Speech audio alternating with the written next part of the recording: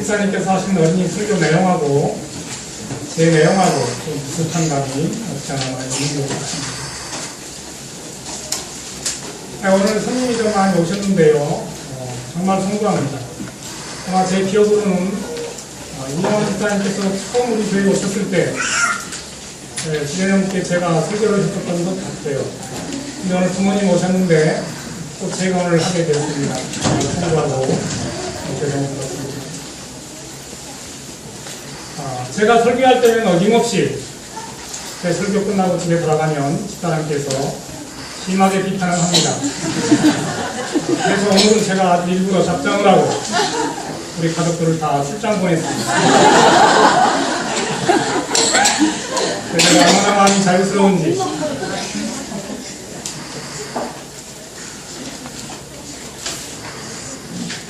자, 오늘 말씀의 제목은 그리스도로 말미암아입니다. 지금으로부터 33년 전 80년도 제가 고등학교 2학년 때입니다. 그때 이 시즌에 아마 우리 학교에서 수학여행을 갔었던 것 같아요. 아마 아버지께서 저에게 수학여행 가라고 5만 원을 보내주셨습니다. 근데 제가 그때 그 돈을 가지고 가출을 해버렸습니다. 5만 원 들고 헤르만 헤세의 시집 한 권 들고 무작정 일주일 동안 가출을 했었습니다. 또 일주일 만에 학교를 돌아왔더니 담임선생님께서 얼마나 두들겨 패든지 아마 그때 제가 평생 맞은 애를 다 맞았습니다. 제가 맞으면서 생각하기를 이게 그렇게 두들겨 팰 일인가? 때리셔도 너무 때리신가?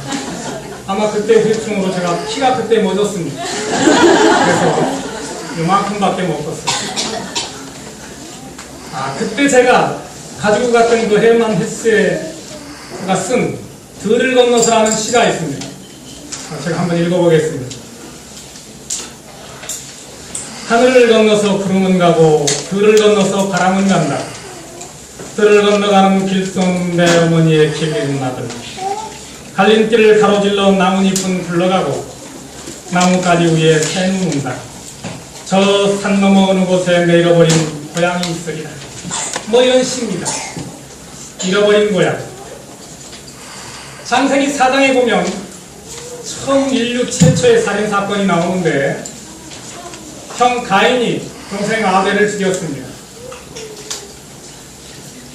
그 동생 아벨을 죽인 형에게 하나님께서 무슨 벌을 내리셨느냐?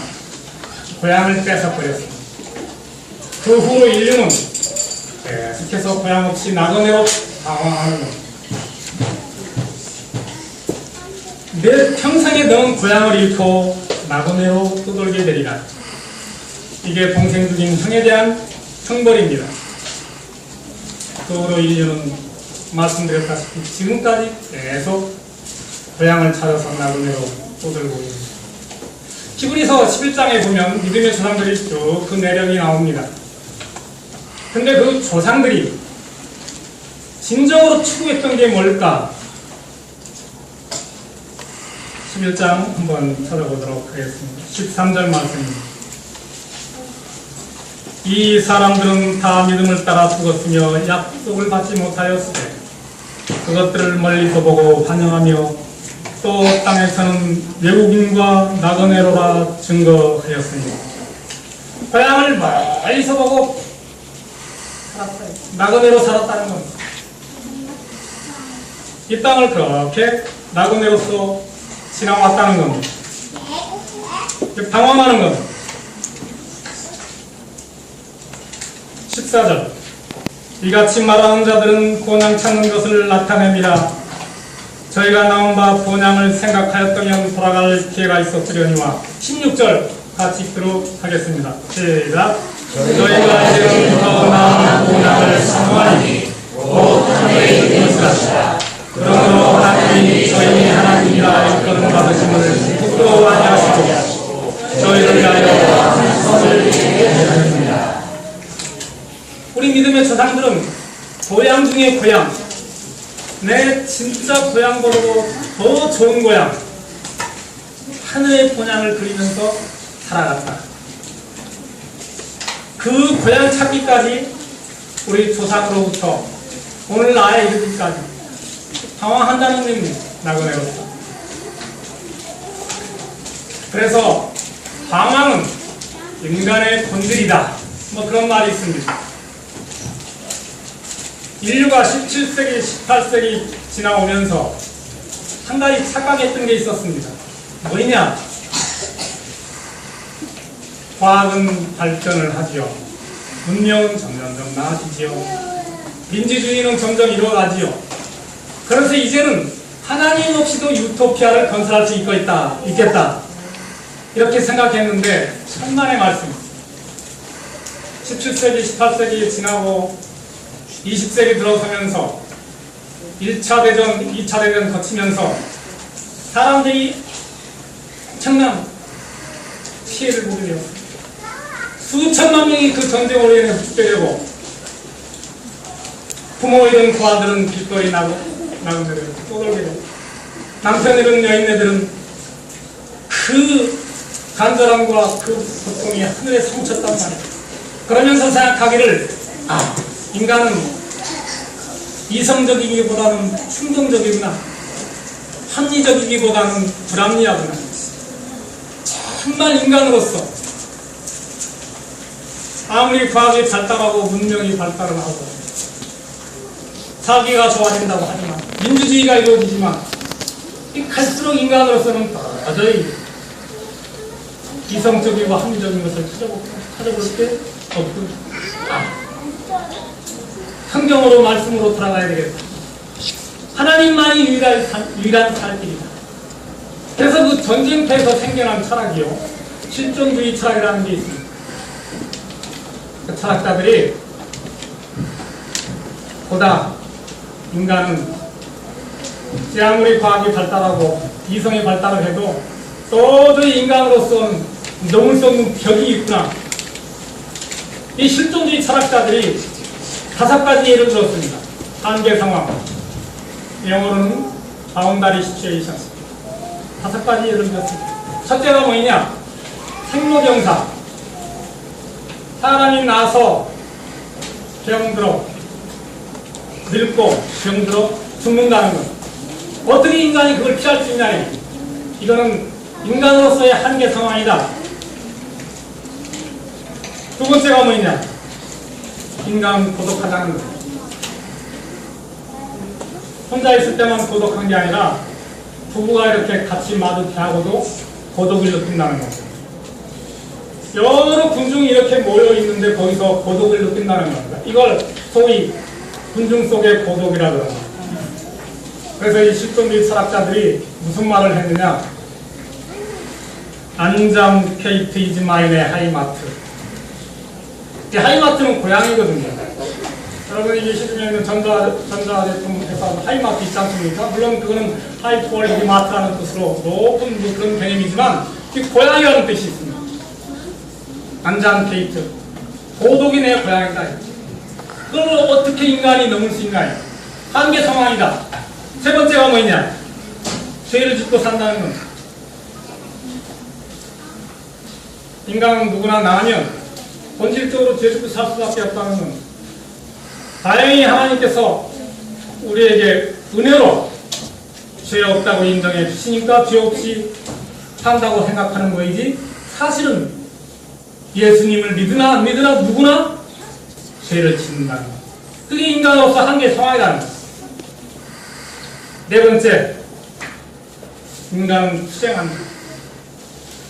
The man is war. 투쟁할 수밖에 없다는 거예요. 정글에 있으나, 가정에 있으나, 또 교회에 있으나, 투쟁에서 승리한 자는, 이긴 자는 승리한 자이고, 진자는 패배자. 그 사람은 살아있는 동안은 항상 투쟁한다는 거예요. 피할 수 없다는 거예요.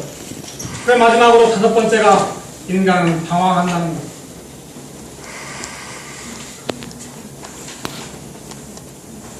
그래서 요한복음 1장 1절에 태초에 말씀이 계시니라, 이 말씀을 어떻게 읽냐면 태초에 방황이 있습니다. 방황하는 거. 에덴 쫓겨난 이후로 인간은 내 본질적 고향을 찾아서 방황한다는 거죠. 이게 이 낙원으로서 운명이 되어졌기 때문에 피할 수 없다는 거예요. 제가 지금 입술이 부릅터서 지금 다 나사가는 중인데요. 제가 지난 한 달간 집이 없어가지고 집 타러 다닌다고 한 달 내내 방황했습니다. 한 달 내에 방황하고 내린 결론은 제자리라고. 같이 방황하는 거예요.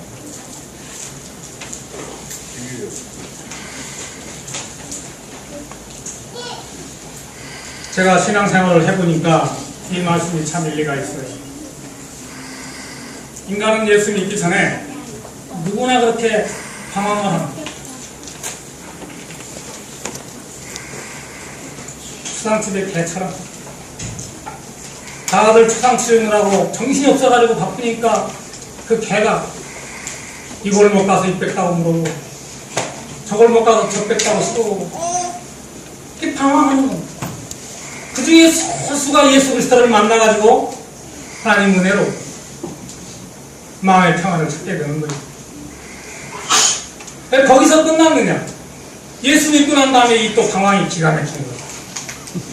처음에는 예수님 믿고 나서 그래 내가 이렇게 뜨겁게 살아야지, 이 믿음 신앙으로 내가 초지일관 하나님께 헌신하며 살아야지 했는데 길어서 3년이잖아.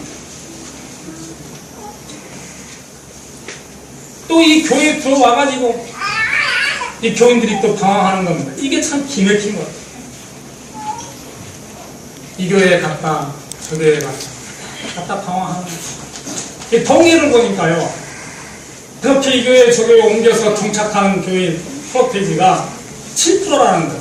100명이 옮겨가지고 7명이 그 교회에서 정착을 하고 나머지는 또 돌다 끝난 다음에 끝없이 방황하는 거예요.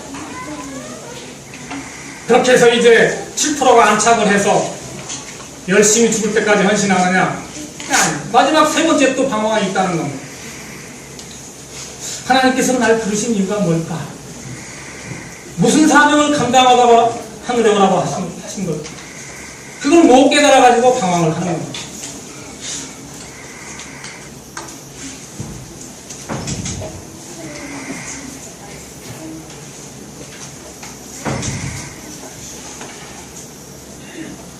그걸 깨달을까? 하나님께서 나에게 왜 부르셨을까? 그냥 침묵해 하라고, 성독을 하고 교제하라고 날 여기 부르셨을까? 모세는요 80에 그걸 깨달았습니다. 80대들아 방황한 김 여러분 여기 80 넘으신 어르신들 계십니까? 대부분 아니실 겁니다. 그럼 다 우리도 기회가 있는 거예요. 80까지 방황하다가, 물론 지금 방황을 끝내면 더 좋겠지만 모세처럼 80은 안 됐으니까 다 기회가 있는 거예요. 그러니까 모세를 하나님께서 딱 부르신 겁니다. 출애굽기 3장 4절부터 읽겠습니다.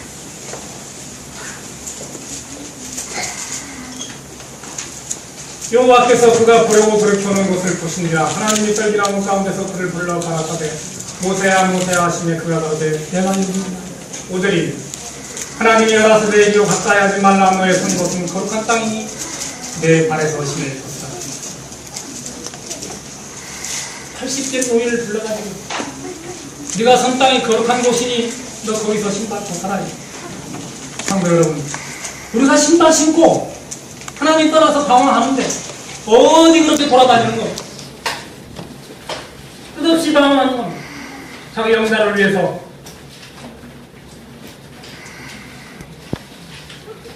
오늘 여러분이 하나님의 제단 앞에서 내가 신발 벗고 세상을 돌아다녔다면, 그걸 깨달았다면 지금 이 자리에서 세상 신발을 다 벗어 던지고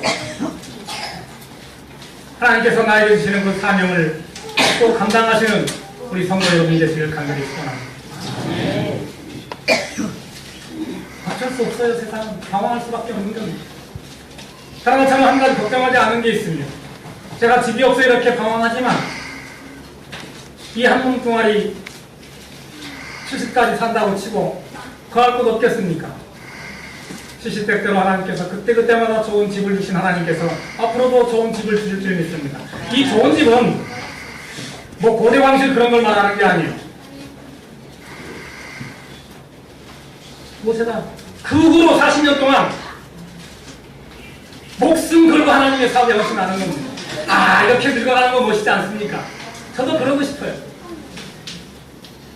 좌우로 돌아보지 않는 길입니다. 급하신 노인이요. 여러분들 젊으셨을 때 건강관리 잘 하시기 바랍니다. 물론 제가 주제넘게 건강에 대해서 얘기를 그럴 자격은 안 되지만 정말 하나님 건강하시길 원하십니다. 사슴피 안 빨아먹어도요, 하나님의 일을 헌신하시면 여러분 건강할 수 있어요. 하나님 일 하시겠다고 작정하시면 여러분 건강 뺏어가지 않습니다. 하나님 일 안 하고 건강하겠다고 하시면 여러분 그 건강 뺏어갈 수도 있어요. 그러므로 모세는 인생 남은 40을 집에 사는, 이게 은혜가 아니겠습니까? 다른 게 은혜가 아니에요. 한 번은 제가 전에 다니던 교회에서 한 집사님이 저에게 찾아오셔가지고, 장로님, 설교를 잘 해야 하려면 어떻게 해야 됩니까? 제가 묻길래, 참 집사님, 그 프로이신 목사님 그렇게가 여쭤봐야지. 아마 프로인 나한테 그걸 여쭤보십니까? 한 말씀 해주십시오. 그러길래, 하도 그러길래 제가 한 말씀 해드렸습니다. 말씀 열심히 보고, 기도 열심히 하고, 물론 말도 잘해야 되고, 잘해야 되고, 이런 거 다 중요하지만, 그거 이전에 내 자신에 대해서 절망해봐야 된다. 내 자신이 아무것도 아니구나. 밑에 나락으로 떨어질 때까지 떨어져 봐서 내가 인생이 별거 아니라는 사실을 깨닫게 될 때, 내 분수를 알고 내 주대를 알고 내 또라지를 알 때, 그때 정말로 살아있는 말씀이 나올 수 있습니다. 제가 그런 얘기를 해준 적이 있습니다. 제가 아까 해본 헬스 얘기했습니다만, 제가 그때 정말로 자주 읽었던 시가 있습니다. 기도, 독일어로 게베트라고 하는 말이죠. 제가 한번 읽도록 하겠습니다. 신이시여 저를 절망케 하소서. 당신에 대한 절망이 아니라 내 자신에 대해 절망하게 하소서. 나로 모든 슬픔을 맛보게 하시고 온갖 고뇌의 불꽃을 지나가게 하소서. 온갖 모욕을 겪도록 해주시고 내 스스로 나를 재평하는 것을 도와주지 마옵시고 내가 발전하는 것도 돕지 마옵시고. 그러나 나의 모든 자신이 허물어진 뒤 그때 나에게 가르쳐 주옵소서. 신이신 당신이 그렇게 허물어뜨렸다는 것을 깨닫게 하소서. 당신이 불꽃과 고뇌를 낳아 주셨다는 것을 알게 하소서. 나는 기꺼이 멸망하고 기꺼이 죽겠사오나 오직 당신의 품속에서만 죽을 수 있기 때문이로소이다. 멋있어요. 아마 헤르만 헤세 선생님이 이런 시를 썼는 거 보면 분명히 한나라 선생님 그때 기도하는 시 참 멋지던데요.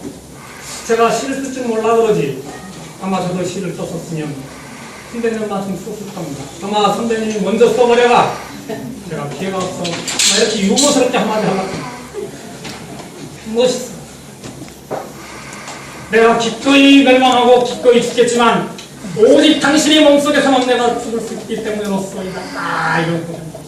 이게 저만 멋있으면 안 되는 거예요.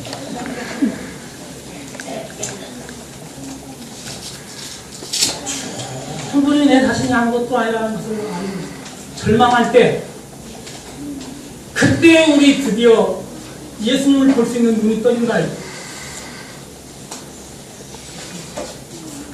내가 잘 나가고 동풍깨나 있고 힘이 있고 세상 거칠 것 없을 때는 예수님이 어서 숨어버리십니다.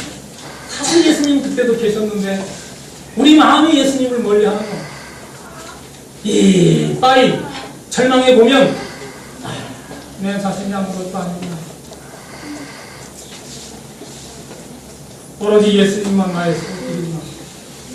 내 남편, 내 아내, 내 자식 이런 거 바라보고 살 게 아니구나. 오로지 우리 주님만 바라보고 살겠구나. 오늘 본문 말씀이 사도 바울 선생님이 그걸 고백하는 거예요. 중요한 것은 이 사도 바울 선생님이 이거를 이 로마서 7장 24절 25절 말씀을 초신자 때 쓴 게 아니라는 거예요. 가을 때 쓴 게 아니라는 거예요. 그 선원지면 병자한테 선원지면 그 병이 나왔고 가서 말씀 한마디 하시면 몇천 명이 회개를 하고 기적을 이루고 하나님의 기시한 종으로서 최선의 노력을 전도를 하시다가 마지막에 인생 끝자락에 가서 이 고백을 하시는 거예요. 오라 나는 건고한 사람이로다. 이 사망의 몸에서 누가 나를 건져내게.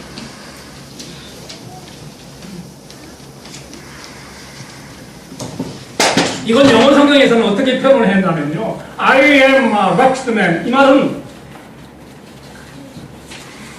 해가 바다를 이렇게 항해하다가요. 폭풍을 만나가지고 그냥 갯벌에 꼬라박힌 걸. 내 인생이 그냥 바다를 이렇게 항해하다가 어느 날 갑자기 폭풍을 만나가지고 갯벌에 꼬라박힌 거. I am a wretched man. 내 인생이 이렇게 비참하다 이게. 아니 사도 바울 스님이 그렇게 그때 비참했으면 우리는 뭐 했어요? 지금?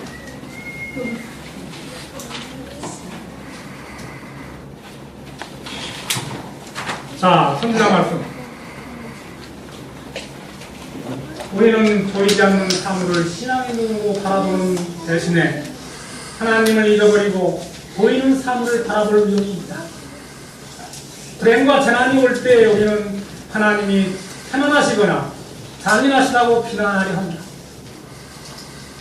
우리는 징계가 하나님의 의지하신 계획의 일부분이며 그리스도인은 때때로 활동적 동사에 종사할 때보다 고통의 징계하에서 주님을 위하여 더 큰 일을 할 수 있다는 사실을 배울 필요가 있다. 사도행전 311에서 12쪽에 있는 말씀입니다. 인생 화려하게 잘 나가는 것도 썩 좋은 건 아니에요. 제가 볼 때. 하나님이 특별한 계획이 계셔서 나에게 징계를 허락하시는데 우리는 그걸 왜 허락하시는지 배울 필요가 있다는 거예요. 근데 중요한 것은 사도 바울이 로마서 7장 24절에서 끝나버렸으면 그 인생 실패한 인생입니다. 25절이 있기 때문에 그가 위대한 우리의 스승이 되고 선배가 되는 거예요. 25절 말씀 다 같이 읽도록 하겠습니다. 시작. 우리 주 예수 그리스도로 말미암아 하나님께 감사드리다. 그런즉 내 자신이 나아온 하나님의 법을 육신으로는 제의로 고린도후서 2장 1절에서 3절 다시 보겠습니다. 시작. 찬송하리로다. 온 예수 그리스도의 행사로 자비에 하시옵시고 모든 문제에 하나님이시며 우리의 모든 말라하면서 우리를 인도하사 우리와 하나님께 받는 이로써 모든 말라하시니 나사를 능히 인도하사 주시로다. 아멘. 여러분 오늘 이 시간 로마서 7장 24절에서 25절로 넘어가는 그런 감격을 경험하시길 간절히 소원합니다. 인생 별거 아니에요. 뭐 어르신들 정말 죄송한데 제가 인생 요만큼 50 살았어도요 산전수전 다 겪었어요. 전 지금 죽어도 여한이 없어요. 정말 그래요. 매번 말씀드립니다. 내 인생이 24절에서 25절로 넘어갔느냐 안 넘어갔느냐, 안 넘어갔다면 실패한 인생이고 넘어갔다면 성공한 인생이다. 아 그게 멋있는 거 아니겠습니까? 요란 떨고 그랜저 끌어다니고 물론 그게 나쁘다는 건 아니지만 우리가 그런데 인생 목숨 걸 게 아니라는 거예요. 모세가 80에 하나님의 사명을 받아서 40년 불태웠듯이 우리도 지금부터 얼마든지 누구나 기회가 있으니 하나님의 사명을 받아서 인생 불태우는 겁니다. 그러다가 하나님 부르시면 가는 거예요. 그게 멋있는 인생이지 세상 거 얻어보겠다고 요란 떨면 그것도 의미가 있겠지만 가서 여러분 그때만 했어도 한번 만나보고 먼저 가신 우리 부모님들 듣고 인생 그렇게 결론 짓는 겁니다. 멋있게 그렇게 사는 거예요. 자 오늘 말씀의 결론입니다. 지금은 아무리 내가 이 인생길이 방황하고 나그네로처럼 살지만은 그 나그네도 한번 살아볼 의미가 있어요. 요즘은 아주 일부러 나가 그냥 아까 캠핑 사가지고는 나그네로 자처럼 합니다. 집안에 이렇게 고정되어 있는 게 막 따분하고 식증 나거든요. 재미도 없고 또 새로운 나그네 길을 우리는 자꾸 추구하고 이상해. 본질적인 방황자라고 본질적으로 가보면 또 갔다 와서 또 집에 오면 새로운 마음으로 충전해서 또 자기 사업에 하나님 사업에 가정이 헌신하는 거예요. 감사하게도 25절로 넘어가서 그리스도로 말미암아 감사리로다. 이런 감격이 그 심령 속에 있는 사람이 복된 사람이고 은혜 받은 사람이고 성공한 사람이라는 거 안 그렇습니까? 그리스도로 말미암아 지금까지 내가 내 스스로 살아가는 세월 속에서 내가 실패자가 되고 절망에 부딪히고 자기 한계 자기 스스로 고통당할 수밖에 없었지만은 예수 그리스도로 말미암아 감사하리로다 찬양하리로다. 예수님 바라보고 사는 지금부터는 내 인생이 정말로 감격스럽고 신명나고 넘치는 소망 중에 살게 될 줄로 믿습니다. 이런 신앙의 고백이 여러분이 입술에서 나오기를 간절히 소망합니다. 예수님으로 말미암아 내 인생이 절망에서 희망으로 엉망에서 찬양으로 어둠에서 빛으로 변화되는 삶, 이것이 정말 기적 중의 기적이랍니다. 이런 넘치는 소망이 우리 성도모들에게 임하게 되시기를 간절히 축원하면서 말씀을 마치도록 하겠습니다.